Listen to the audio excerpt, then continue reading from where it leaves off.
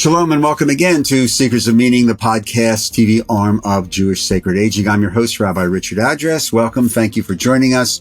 If you have comments or suggestions, concerns, or want to volunteer to write for the website, just email me at rabbiaddress@jewishsacredaging.com. We appreciate it. And we welcome back to Seekers of Meaning, an old friend, and full disclosure, somebody I've worked with for a few years, Shelly Christensen, who is the Senior Director of Faith, Inclusion, and Belonging for RespectAbility, RespectAbility.com. And we worked together in the old days when I worked for the Union for Reform Judaism, and we began working in the field of disability programming, and Shelly was one of the key architects of putting that together with my colleague of blessed memory, Lynn Landsberg, and my other colleague, Edie Mencher. So, Shelly, welcome. It's really nice to see you. Hello. I know you're in Minneapolis, where you're based, and I hope it's not snowing, even though we're recording this in the end of October. I hope everything is fine, and you're safe and you're healthy. That's the most important thing. Hi, Richie. It's great to be here. Thanks so much for inviting me. And yes, by the time this airs, it'll probably be snow on the ground.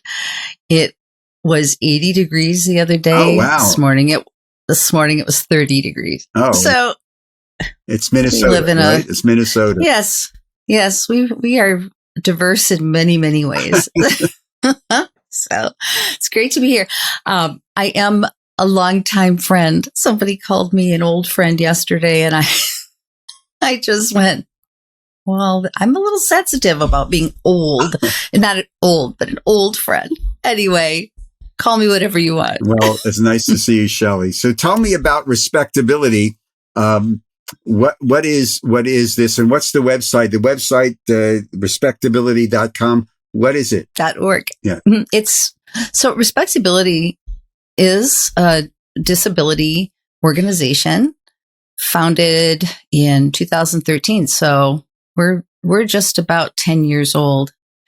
And initially, the RespectAbility worked in the Jewish disability inclusion space, and then started branching out into other areas as well, including entertainment and news media, where we have a very robust organization that works with producers, directors, studios, as well as disabled artists and producers, directors, writers, actors, to raise the profile and make sure that people with disabilities are portrayed accurately in TV, movies, and so forth.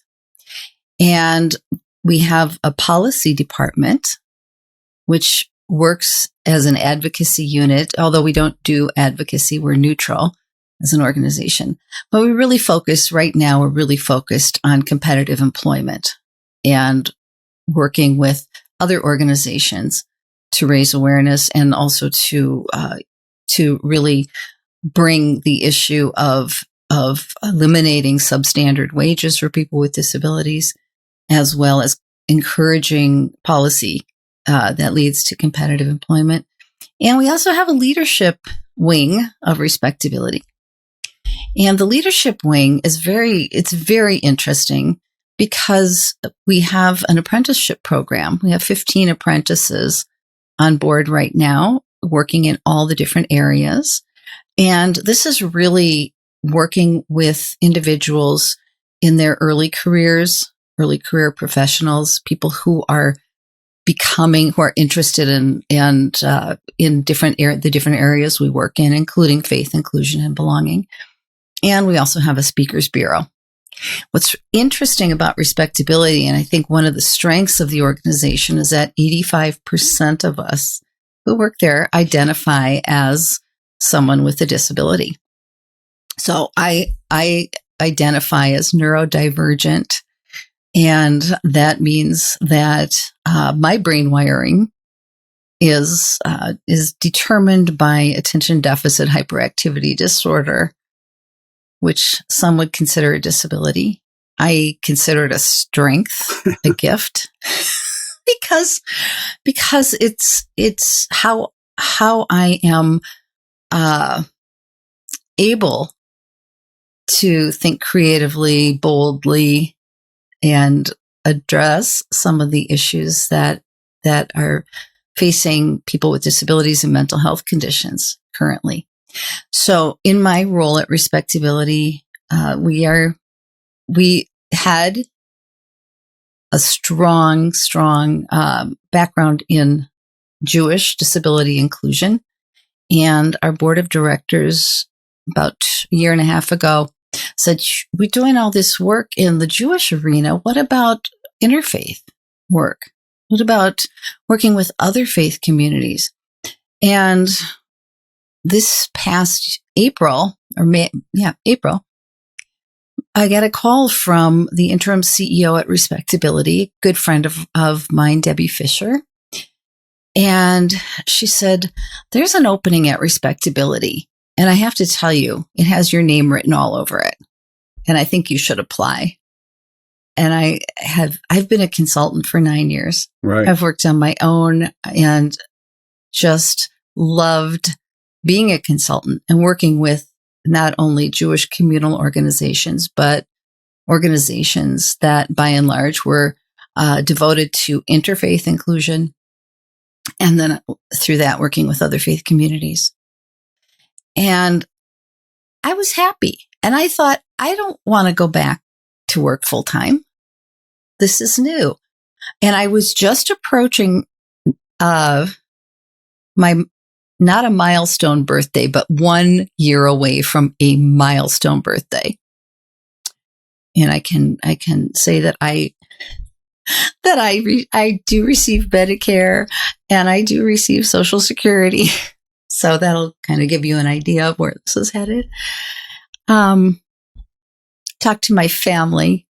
I said, you guys, if we go back to work full time, I mean, what are the implications as far as how that would affect you? And we have 4 grandchildren who we've been heavily involved in running the grandparent schlepping service and babysitting service. And I thought, those kids are getting older. The youngest 2 are in their last year of preschool. They don't need me as much. And I learned about the job. I talked to people at RespectAbility who I knew and admired. And I decided that I would accept this responsibility. And the responsibility was to build the department with an interfaith approach while preserving and advancing the work that we do in the Jewish community. And it really felt like a redesign to me. Good.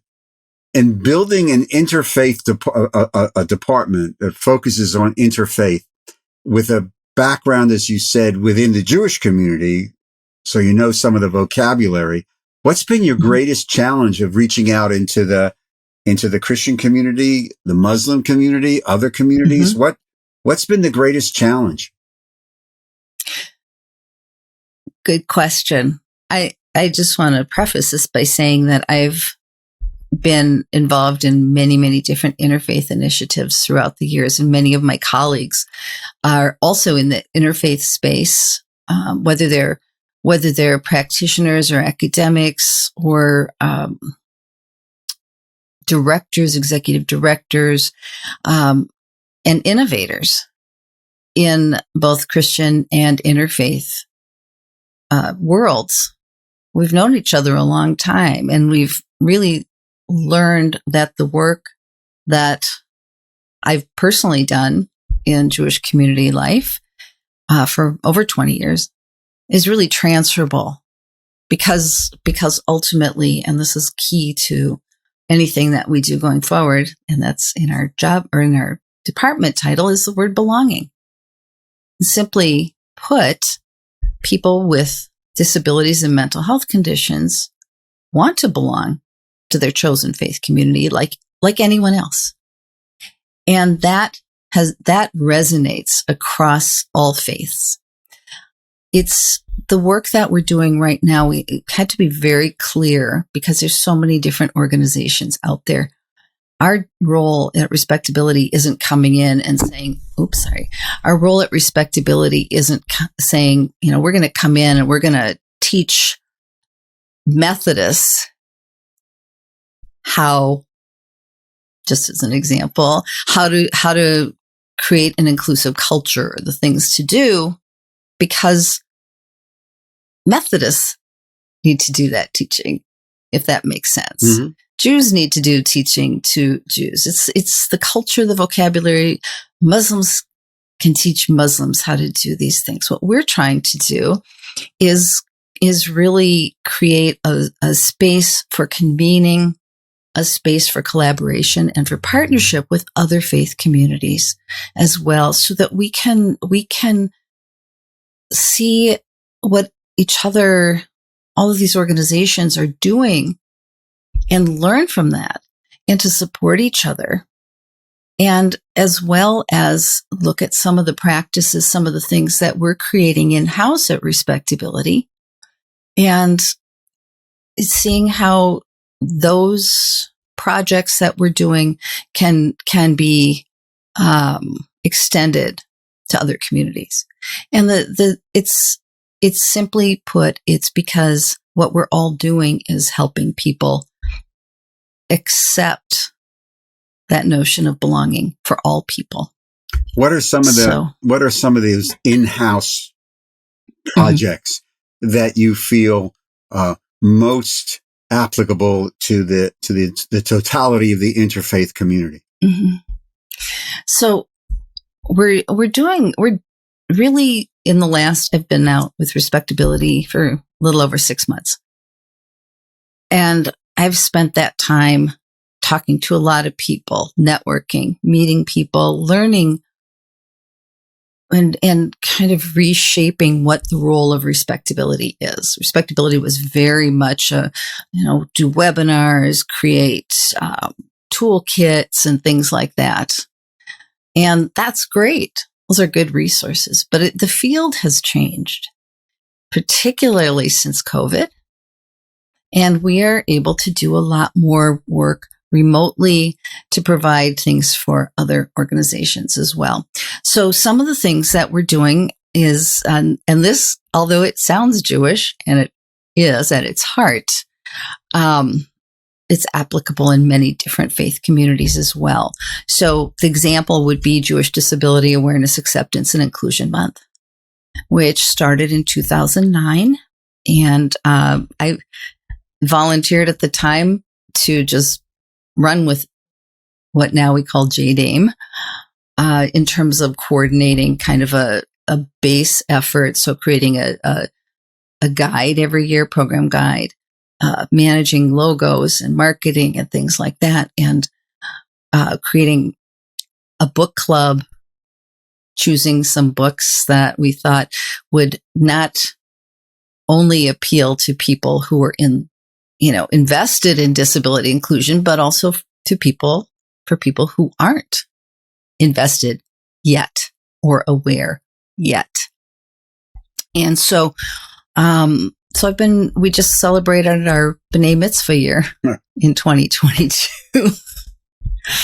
So the JDAME started in 2009 with about 7 or 8 communities across the U.S.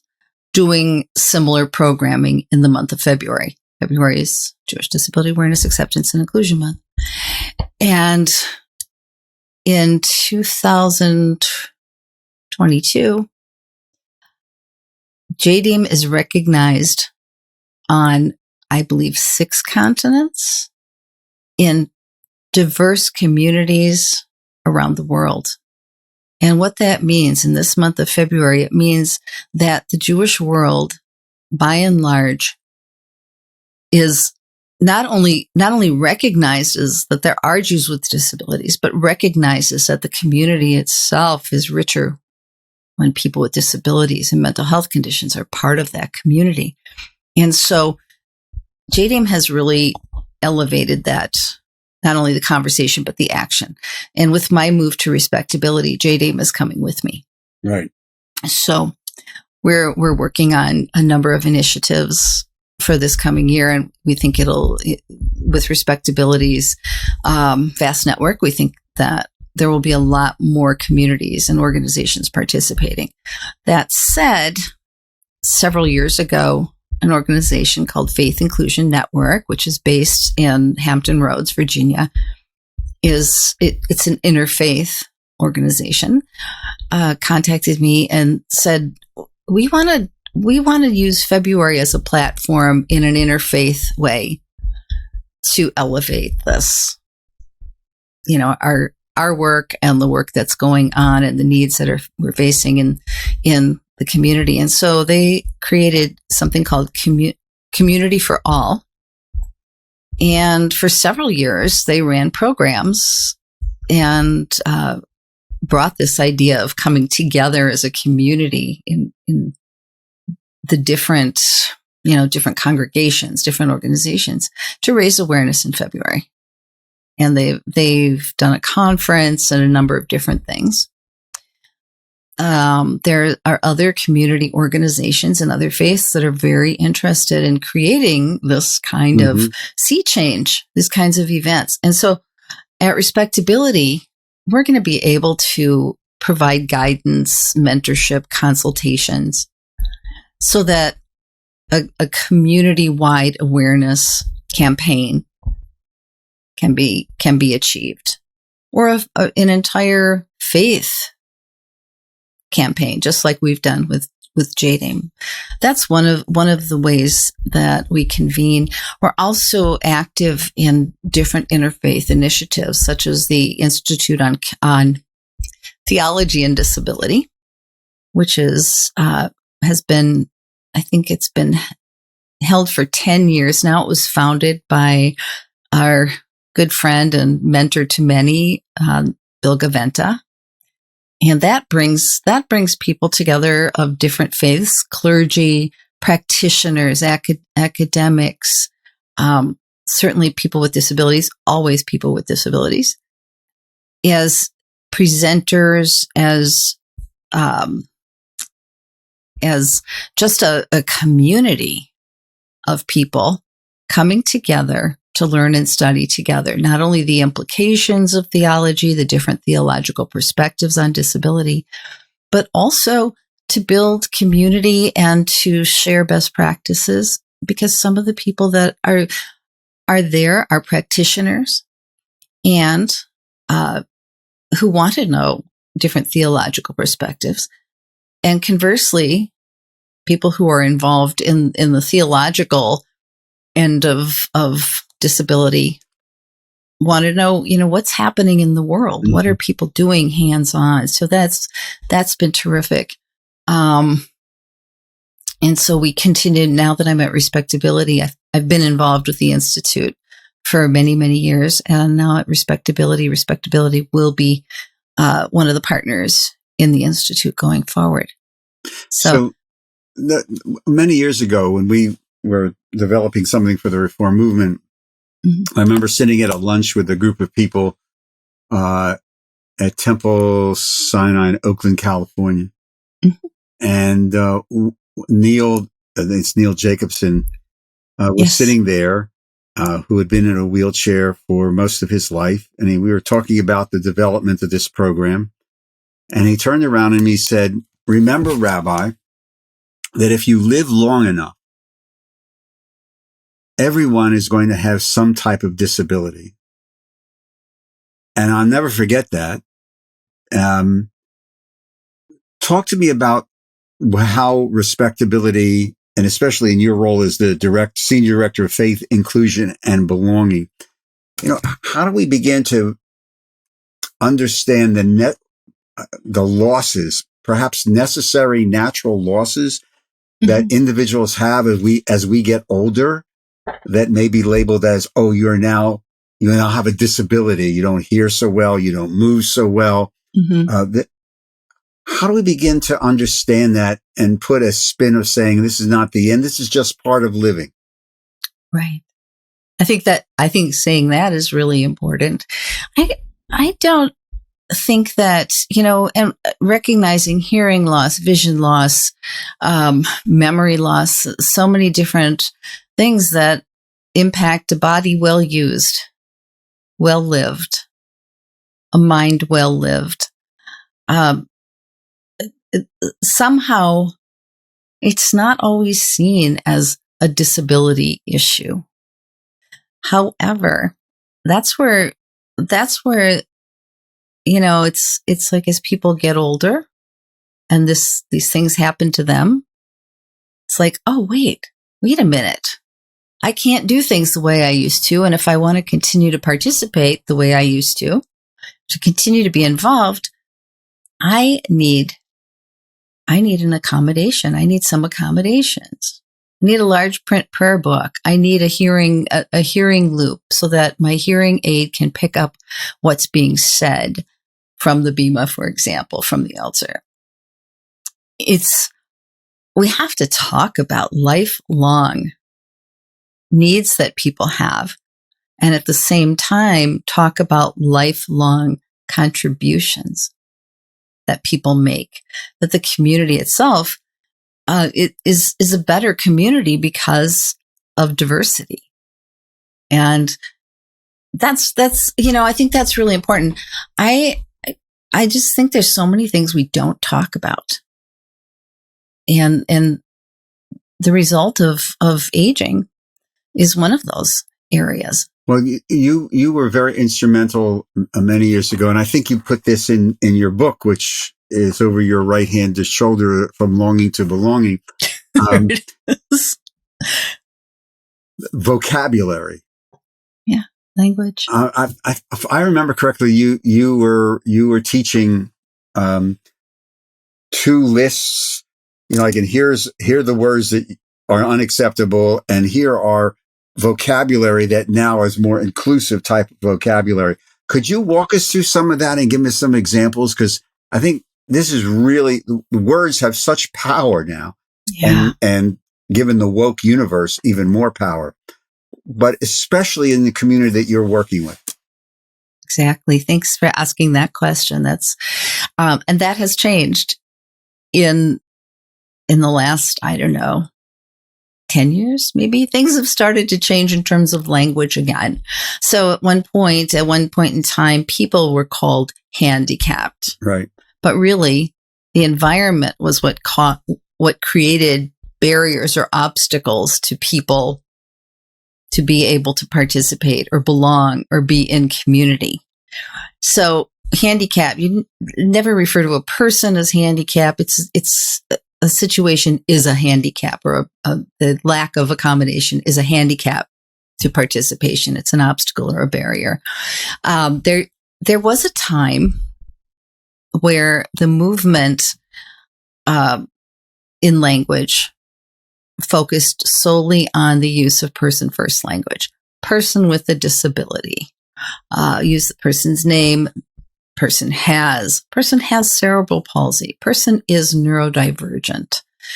And so it's, in that regard, the person first language means that whatever that disability is a part of the person, but not seen as, or not regarded by that person perhaps as, being really woven into everything that they do. And from there came the idea of identity first, and using identity first language, which you'll see in the deaf community, deaf people, blind people. Another example, the autistic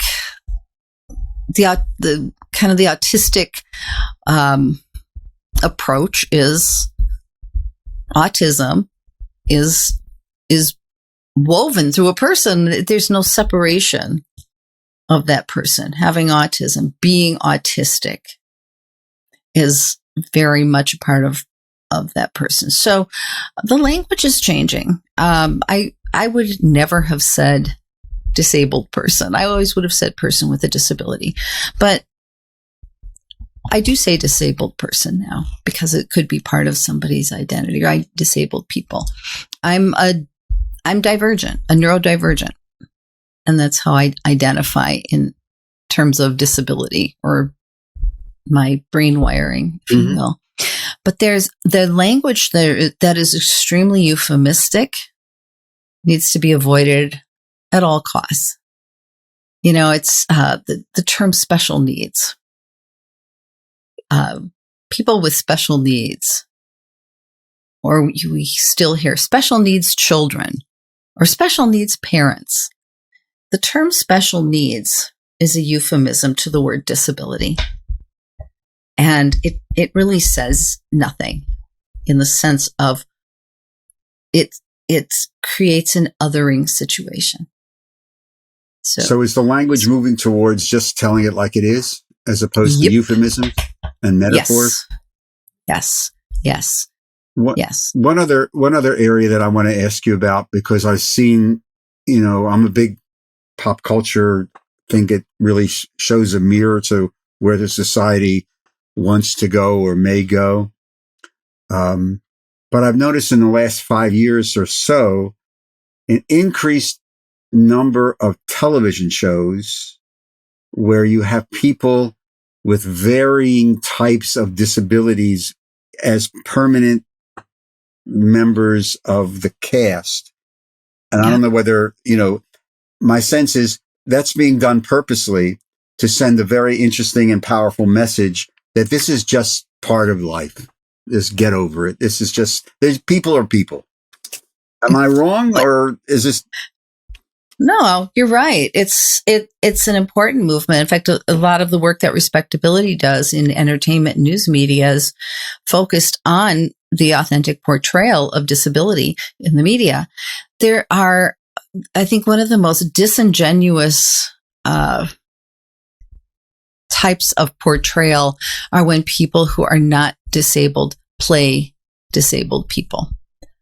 And that again sends a message that, okay, well, we can show disability on TV, but we really don't believe that a person with a disability could act or could write or could be part of this process. And that has really changed a lot with the work of RespectAbility, also the work of the Ruderman Family Foundation. Right. In changes and kol hakavod, all due respect to both organizations, because it really is making an impact, and it's changing in the media, in popular culture, how disability is regarded as part of life, not as something special, not as something that carries with it stereotypical thinking. In fact, if anything, it is one way to turn that stereotypical thinking and stigma around disability and helping to just help people understand that this is life. This is life. It's not something, having a disability is not something that you pity somebody for, or that we used to say people with disabilities are not your mitzvah project. They're not your charity project. They're not, doing something for a person with a disability is, might make you feel good, but what are you doing? Are you having authentic and genuine conversations with people? Are you sharing history, your personal history, your stories, and, really developing relationships and friendships? That's where things are heading. Does RespectAbility, and maybe you touch this in your work in faith, inclusion, and belonging, deal with or touch areas of mental health challenges? What kind of overlap does RespectAbility have within this framework? Mm-hmm. In terms of the faith, inclusion, and belonging department, one of the areas that is growing that we are working in is the mental health field. And part of that work is related to some of the collaborations or some of the partnerships, or at least recognizing what other organizations are doing, what other faith-based organizations are doing in terms of supporting mental health. There are organizations within cities and communities that are faith-based, that are providing different services, mental health support services, things like that, referrals, clergy training, different things like that. So our role is to know what's out there, to write about it, to talk about it, to raise awareness that the resources are out there, and also for example, for JDAME, for Jewish Disability Awareness, Acceptance, and Inclusion Month, we are focusing in our book club, we are focusing on books for elementary, preschool and early elementary, as well as for older elementary and preteens, and then teenagers that address mental health. And they address topics like bullying. They address topics of how we treat other people, but they also, especially for the older teen book, addresses the various things that teens, for example, experience with or even without a diagnosis, a mental health diagnosis, bullying, anxiety, depression. Oh, yeah. Feeling that you belong, feeling a place, not feeling, that you're the only person going through this. And that really is a huge opportunity to be able to elevate that conversation. Given the challenges of social media and teens right now, and what you're talking about, the cyberbullying, it's frightening. It's overwhelming. Because we're going to run out of time, I just want to ask one last question, because you alluded to something and it just triggered something about the training and raising awareness. Has Respectability begun to reach out to seminaries and training of clergy or across the denominations? Because if you're a clergy person in a seminary, you're going to walk into a church or a synagogue or a mosque. You're going to be, this is part of your congregation. Right. And this is so as we're developing our department now, which really is, looking at and the actions that we can take and support in all areas of faith community life, including in seminaries. We want to be able to provide resources, whether it's somebody from our speakers bureau, would invariably be someone with lived experience. It can include speakers. It can include, even we're working right now on developing a whole curriculum for congregations on, like short modules, right, step-by-step ways to really wrap energy and thinking around belonging and inclusion. So that's something that we're like at the very beginning stages. One interesting thing that we're doing relating to that relates to this area is we're doing in collaboration with St. Luke's Episcopal Church in Long Beach, California. We are creating, co-hosting a Bible study, and the main speaker is a theologian, Old Testament theologian, who will be talking about Moses as a leader with a disability and putting some, again, clarity for anybody who wants to go. This is a national program, because we realize if we're going to be authentic in faith, inclusion, and belonging, that we have to be mindful and respectful not only of the things that bring us together, but the things that make us different and give us a different take on things. And so some of that work is so important to reach, as you know, in seminaries. It's where practices are formed. It's where ideas generate. We want to be able to provide guidance, resources, whatever we can to help facilitate that learning. Well, I mean, So, I wish you good luck. It's really important, the seminary. The older I get, the more, I look back and say, we're just so many things that you walk out into the pulpit and you're facing, in a real life situation that you just can't say, well, let's see, what notes did I take on that for that 2 minutes that, it just, right. and everybody has Let me to, look. right. Everybody has to live it. But, Yeah. I wish you good luck with that. Shelly Christensen, the Thank Senior you. Director of Faith, Inclusion, and Belonging for RespectAbility, the website respectability.org. And that's how you reach Yes. that organization. And Shelly, continued success. I thank you very much for sharing this. It's very, very exciting stage in your life. Great. It's great for you. It's great for the country. So I appreciate all that you're doing, and say hello to your family, and from longing to belonging, go on Amazon, buy it right now. And especially if you're in a congregation and a synagogue and you're looking to get some very, very important guidance, it's a great, great resource. So thank you very much. You take care. Thank Good you, to see you Richie. again. Good to see you. Take care. You too. And to all of you, thank you very much for joining us on today's edition of Seekers of Meaning, the podcast and TV arm of Jewish Sacred Aging. And if you'd like to make a commitment, a tax-free donation to help secure our work and continue it, go to the website, jewishsacredaging.com, and go to the conveniently located donate button. Just click on that and have fun, follow directions. It's really, really easy.